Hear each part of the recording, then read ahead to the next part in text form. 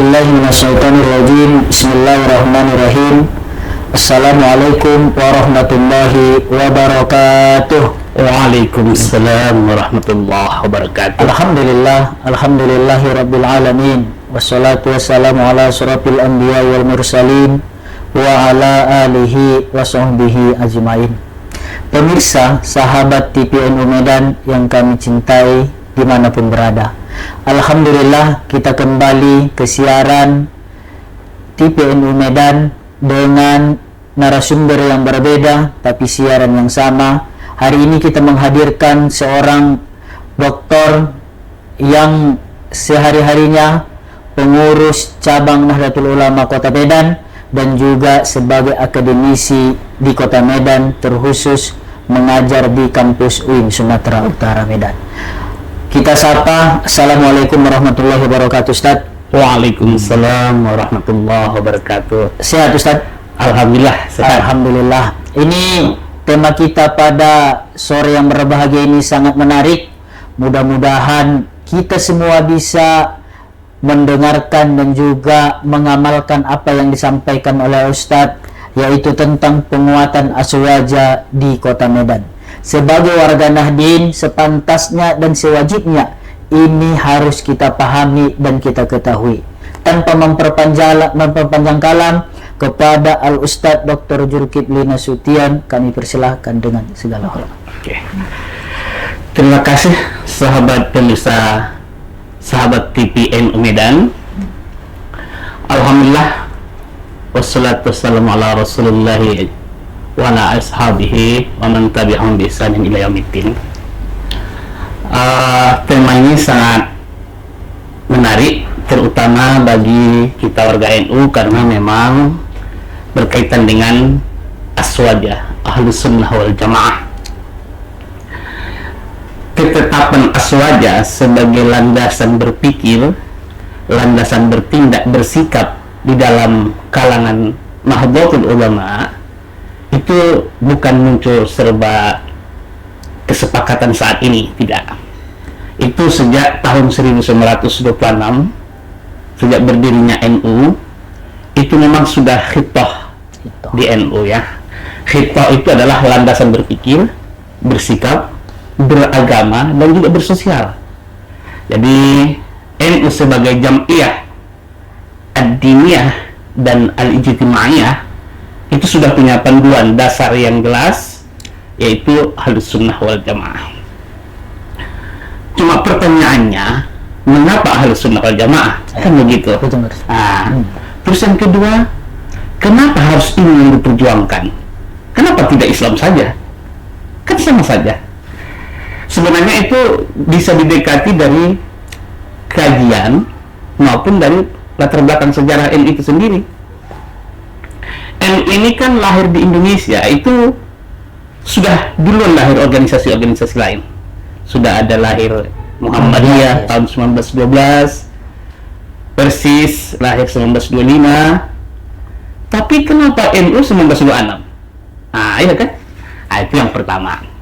Yang kedua, kita juga lihat NU ini saat itu sesuai dengan perkembangan Islam. Masa itu Islam itu ada dua, modernis dan tradisionalis. Di Indonesia sudah lahir modernis itu duluan, tidak lepas dari latar belakang perkembangan pemikiran yang ada di Arab Saudi.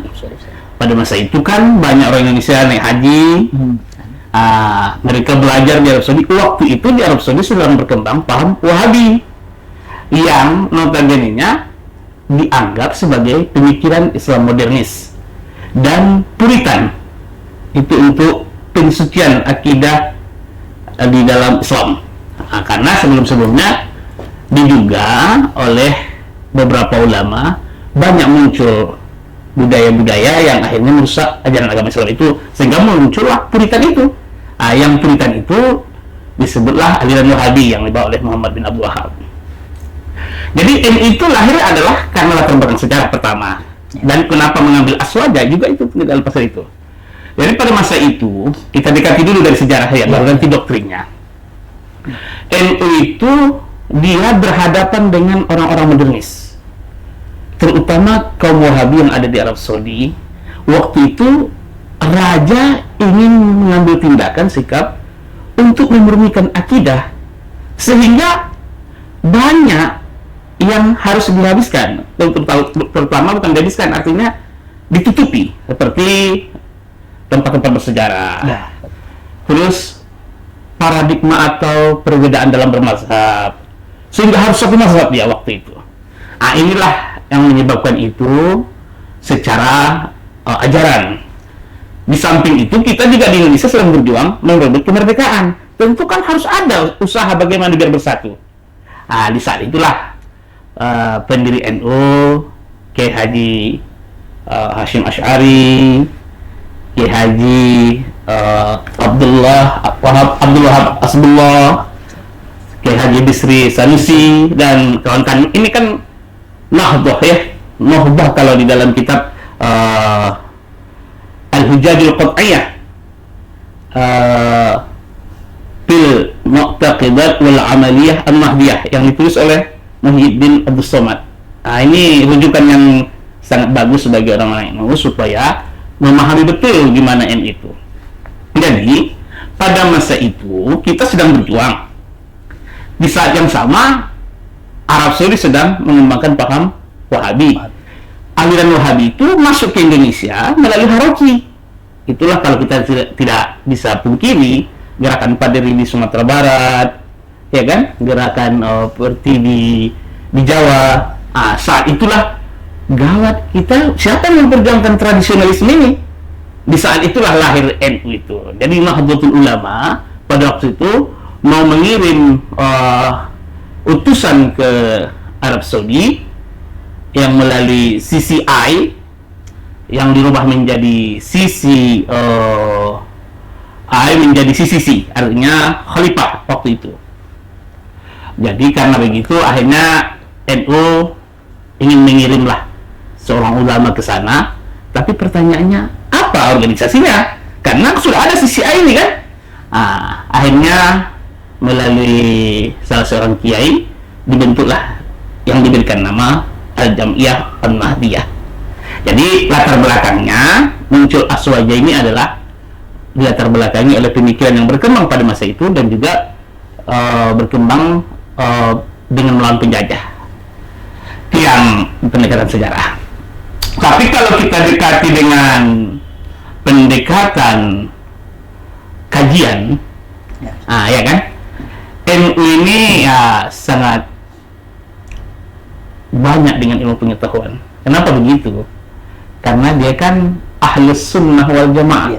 Bisa kita dekati dengan, kalau dalam kajian Islam itu namanya ada pendekatan kewahyuan, bisa kita dekati dengan pendekatan pemikiran, bisa dekati dengan kebudayaan. Tiga-tiganya ada di NU.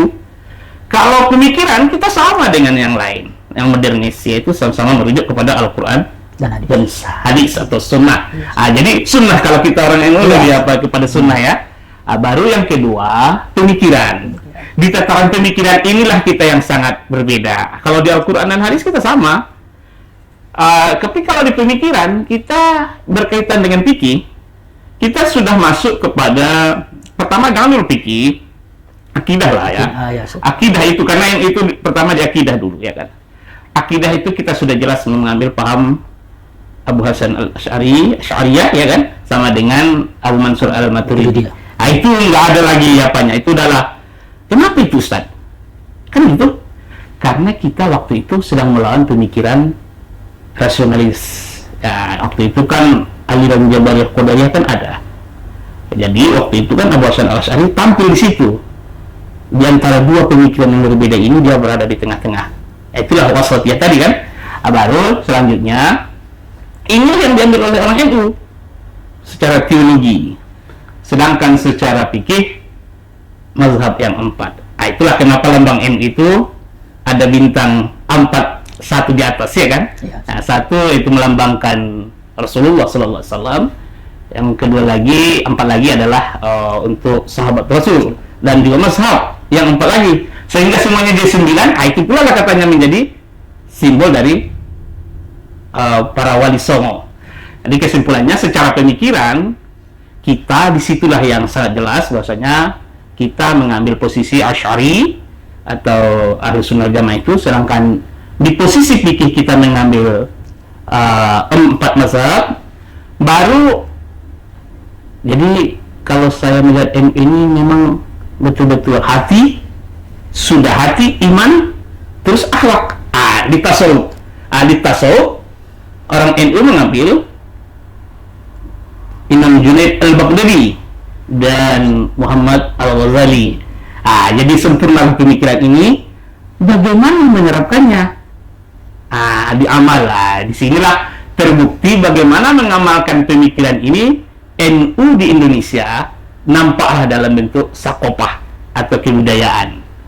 Sehingga ketika kita katakan bagaimana Ahlus Sunnah wal Jamaah itu di NU, ya mulai dari tataran pemikiran, tataran kewahyuan belum pertama, pemikiran dan budaya, dia Ahlus Sunnah wal Jamaah semuanya. Itu dia. Baru kalau ditanya, jadi Ustaz bagaimana Ahlus Sunnah aplikasinya di Indonesia, Ahlus Sunnah wal Jamaah? Jawabannya ya khususnya di Kota Medan di Indonesia, khususnya di Kota Medan, jawabannya adalah itu sudah menjadi budayanya orang NU. Kalau di Jawa itu sudah sangat jelas, mereka harus punya pesantren-pesantren, ya kan, punya taklim-taklim yang hidup. Makanya kalau di Jawa kita lihat kitab-kitabnya itu sangat bagus. Kita di Sumatera Utara seharusnya jangan ketinggalan. Berarti apa? Pesantren-pesantren yang didirikan oleh ulama-ulama Nahdlatul Ulama atau majelis-majelis taklim, itu harus kita kembangkan pemikiran-pemikiran teologi, pemikiran-pemikiran fikih, pemikiran-pemikiran tasawufnya itu. Sehingga apa? Berbentuk di Sumatera Utara jadi uswatun hasanah. Ulama-ulama NU itu nampak dalam pemikiran cerdas, dalam budaya juga nampak akhlak yang sopan. Jadi itulah dia berkaitan dengan Ahlus Sunnah wal Jamaah. Tapi pertanyaannya adalah, Ustaz, bagaimana mengembangkan Ahlus Sunnah wal Jamaah di Sumatera Utara? Kan gitu. Ya. Kenapa Ahlus Sunnah wal Jamaah di Jawa sana sangat nampak kental? Ya kan? Jawabannya adalah begini. Kalau kita belajar dikatilah dulu dengan ilmu hukum dan sosiologi hukum, atau kalau orang dakwah, ya kan, untuk menanamkan pemahaman Ahlus Sunnah wal Jamaah itu sesuai dengan pemikiran yang ada dalam buku-buku sosiologi itu, pertama ya harus memang indoktrinisasi. Tapi pimpinan besar Nahdlatul Ulama tidak sepakat kalau mengatakan indoktrinisasi itu terhadap kader. Tapi itu tidak bisa kita pungkiri, di pesantren-pesantren itu ya kita lihat pesantren-pesantren yang ada di Sumatera Utara yang dikelola oleh Nahdlatul Ulama, itu kitabnya sudah jelas Al-Bajuri, ya kan, kitabnya. Kalau di dalam fikih, kitab Kifayatul Akhyar, Fathul Mu'in, itu secara tidak langsung sudah mendoktrinisasi ajaran Ahlussunnah di bidang fikih. Di dalam akhlak tasawuf, itu kan ada belajar, kalau di tauhidnya Ushulul Hamidiyah, ada juga Minhajul Abidin yang dikarang oleh Imam Ghazali. Itu mengantarkan bagaimana seorang muslim itu lebih dekat lagi kepada Allah, dan dia juga lebih berakhlak terhadap manusia. Itu dia. Makanya kalau kita lihat prinsip-prinsip di NU itu berdasarkan khitbah, itu yang pertama kita ya harus jelas tawassut, moderasi. Itu memang orang NU apanya itu tawassut, bukan sembarangan. Artinya tawassut itu apa? Hubungan kepada manusia dengan Allah harus seimbang. Hubungan antara dalil akliyah dengan nakliyah harus seimbang. Hubungan manusia sesama manusia harus seimbang. Jadi tawassut yang dalam NU itu sebenarnya itu adalah amalan ajaran Islam yang sebenarnya. Maka sesuai dengan ayat Al-Quran, wa kadzalika ja'alnakum ummatan wasata litakunu syuhada 'alan nas wa yakuna ar-rasul 'alaikum syahida. Surah Al-Baqarah 143 ya, kalau nggak salah. Jadi itulah prinsip-prinsip dasar di dalam NU yang berasal dari Ahlus Sunnah wal Jamaah. Yang kedua, kalau kita lihat prinsipnya selain wasatiyah, itu adalah i'tidal. I'tidal itu artinya lurus, istiqomah. Makanya NU itu kalau dia jadi kader dia, kalau dia sudah tamat dari pesantren, cita-cita yang pertama apa itu? Pasti mendirikan pesantren lagi. Karena dia ingin berdakwah itu dengan cara dia yang sudah dipelajari itu, yang tidak itu. Dan dia kalaupun berdakwah, ya nggak usah melalui pesantren, majelis taklim juga dia menyampaikannya berdasarkan pemahaman yang ada dalam Al-Quran dan Sunnah, juga ijtihad para ulama as-salafus salih. Jadi kalau ada kelompok lain yang mengatakan NU itu tidak salafus salih, ayolah kita pelajari bersama dulu, diskusikan dulu, buktikan. Kalau kita kan bisa berbuktikan, ada rupanya dalam Islam NU itu yang tidak berdasarkan Al-Quran dan Sunnah. Terus yang kedua, lihatlah, selalu merujuk kepada ulama dulu. Begitulah penghargaan seorang Nahdiyin terhadap ulama dan as-salafus salih. Jadi kita, apa yang kita katakan, sebaik-baik umat itu kan pada masa Rasulullah, baru sahabat, baru tabi'in, baru tabi'in. NU mengambil empat-empatnya. Ya kan, ada dari Rasulullah, ada dari sahabat, ada dari tabi'in, ada dari tabi'in. Jadi kalau dikatakan NU itu adalah penuh dengan bid'ah, itu karena belum belajar itu, belum belajar ya. Kalau sudah dipelajarinya ke dalam, oh ya, ada, tunjukkanlah kita. Apalah amalan NU yang tidak mempunyai dalil dari as-salafus salih. Paling tidak, ini dia. Banyak juga orang NU yang perlu kita pelajari bersama di NU ini tentang, kalau di hukum ya, berkaitan dengan istinbatul ahkam. NU itu kan pertama kalau ini caranya adalah waqi'i, kasus-kasus dulu. Yang kedua ilhaqi, kalau ada kasus cocokkan dengan kasus yang lain. Yang terakhir manhaji.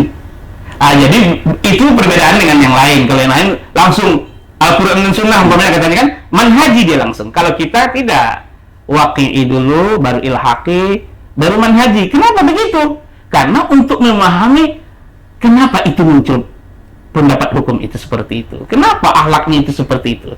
Itulah makanya dalam Islam itu iktidal itu di NU sangat utama. Baru yang ketiga, dasar-dasar prinsip NU itu ahli sunnah wal jamaah itu adalah tasamuh. Ini sangat penting dalam bernegara. Toleransi. Toleransi itu bukan hanya antar kita berbeda agama, enggak. Sama sesama umat Islam pun kita harus tasamuh. Makanya ikhtiram al-ara' al-mukhtalifah wal hudarat al-muta'addidah. Menghargai perbedaan dalam yang berbeda-beda dan juga budayanya, wal hadarat al-muta'addidah. Jadi budayanya pun dihargai. Jadi umpamanya kita orang Batak menghargai orang Minang.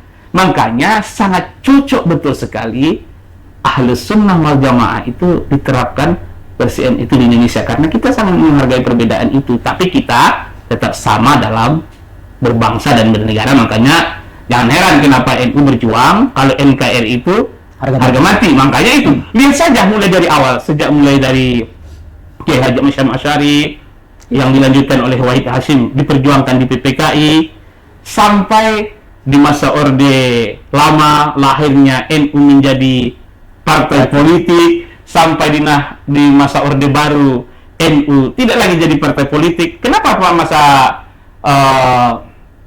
Orde Lama itu jadi partai politik? Ya untuk mengkantor paham komunis. Di masa Orde Baru sudah nasionalis, maka kita pun tunduklah kepada Pancasila.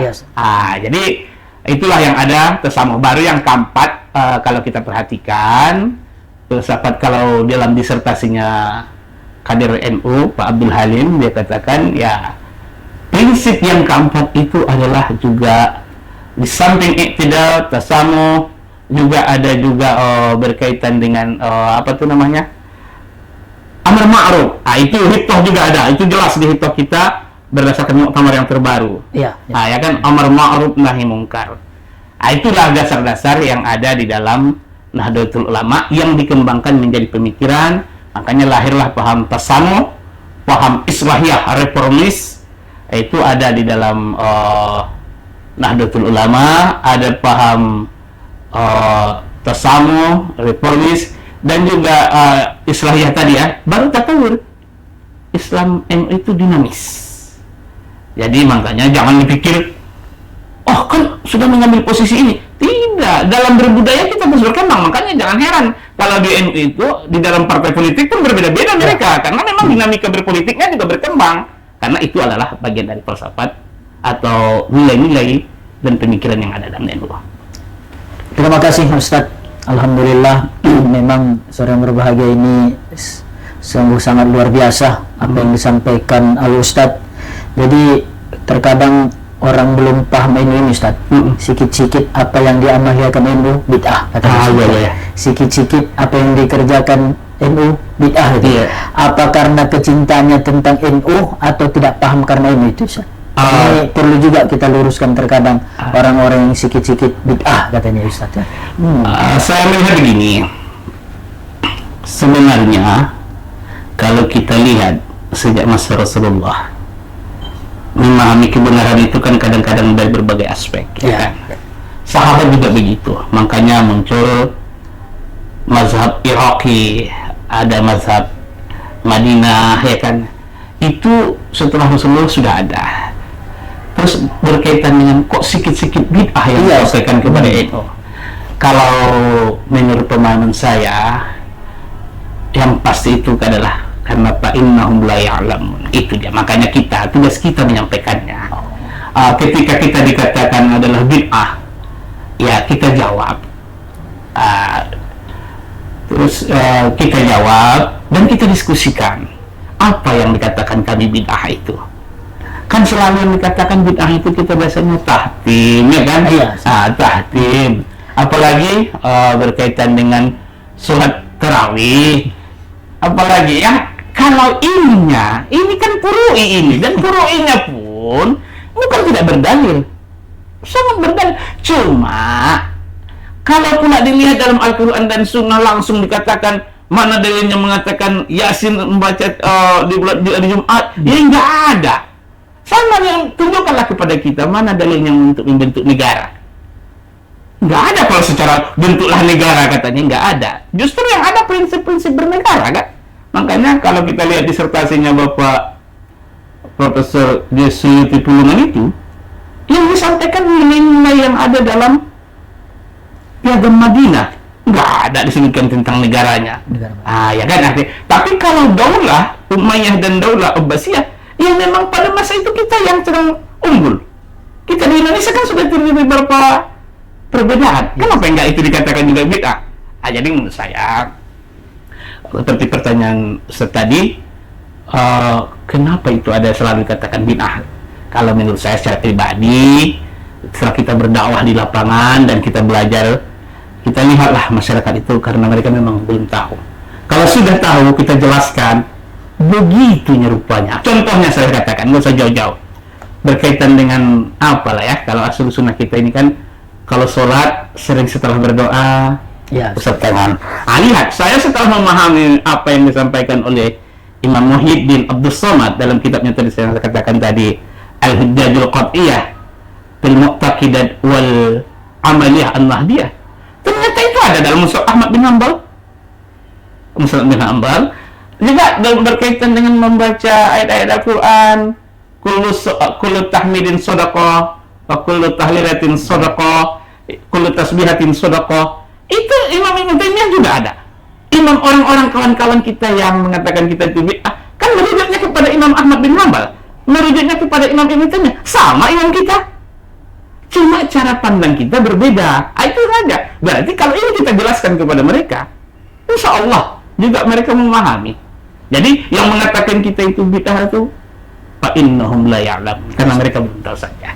Terima kasih Al Ustadz. Memang apalagi di zaman sekarang Ustadz kan, amalia-amalia apa yang dikerjakan sikit-sikit ada yang sekarang bid'ah, sikit-sikit bid'ah. Ini kan menjadi di tengah-tengah masyarakat agak-agak apa tentang agama ini kan Ustadz. Sensitif lah kan.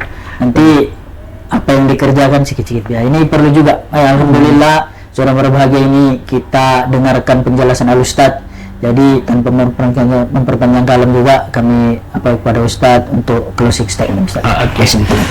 Jadi berkaitan dengan Ahlus Sunnah wal Jamaah menurut pandangan NU itu sudah jelas di dalam khitbahnya pertama kita harus kembali kepada Al-Quran dan As-Sunnah sebagai sumber kewahyuan, dan sebagai pemikiran kita kembali kepada Al-Quran dan Sunnah, ijma' dan qiyas, itu yang pasti.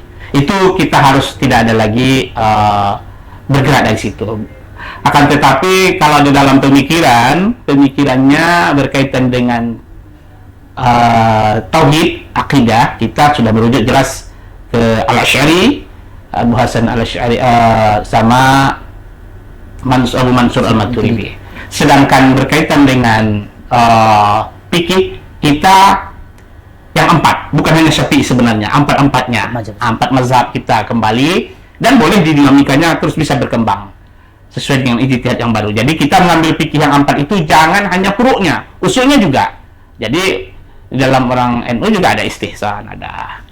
Terus baru yang terakhir sakopah. Sakopah ini saya pikir kebudayaan ini kita sudah jelas di akhlak dan tasawuf kita mengambil pemikirannya Imam Al-Junaid dan Imam Ghazali. Konsisten saja ini dalam berbangsa dan bernegara, insya Allah tidak ada benturan antara berbangsa dan bernegara. Makanya wajar budaya NU itu dan budaya masyarakat Indonesia itu cocok. Baru yang terakhir berkaitan dengan tadi yang ditanyakan oleh Ustadz, bagaimana cara menghadapi orang Nahdlatul Ulama, menghadapi kawan-kawan kita yang sesama muslim, yang sangat kita sayangi itu, yang sangat kita hargai itu, gimana kalau mereka kita katakan bid'ah? Kita harus jelaskan. Makanya saya katakan tadi, dalam sosialisasi hukum pun, kalau kita lakukan sosialisasi, pasti muncul 2. Pertama namanya desosialisasi, berarti harus terhapus dulu pemikiran-pemikiran bid'ah itu, baru resosialisasi, baru kita jelaskan kami di NU seperti ini, NU itu seperti ini, dalilnya ini. Lama-lama nanti mereka terima. Makanya wajar di Indonesia itu mayoritas NU, jadi nggak usah konflik kita. NU jangan memulai konflik, tetapi NU memberikan contoh yang betul bagaimana bermazhab ahli sunnah wal jamaah, sebagaimana yang disebutkan dalam hadis, bahwasanya kita nanti kan 73, maka yang terlindung adalah ahli sunnah wal jamaah.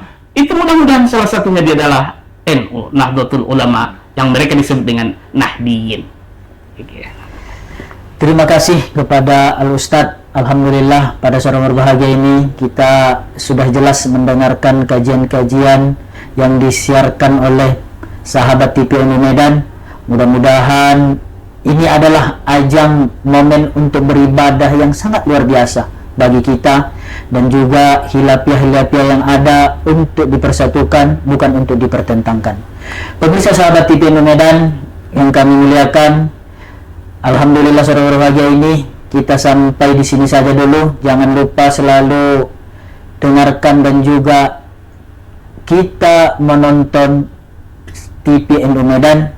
Jadi kepada Ustadz kami ucapkan terima kasih atas apa yang disampaikan. Mudah-mudahan ini Ustadz menjadi amal jariah bagi kita. Amin ya rahman. Ladang amal ibadah di Nahdlatul Ulama. Amin ya rahman. Kurang lebihnya mohon maaf. Allahumma taufiq. Assalamualaikum warahmatullahi wabarakatuh. Waalaikumsalam warahmatullahi wabarakatuh.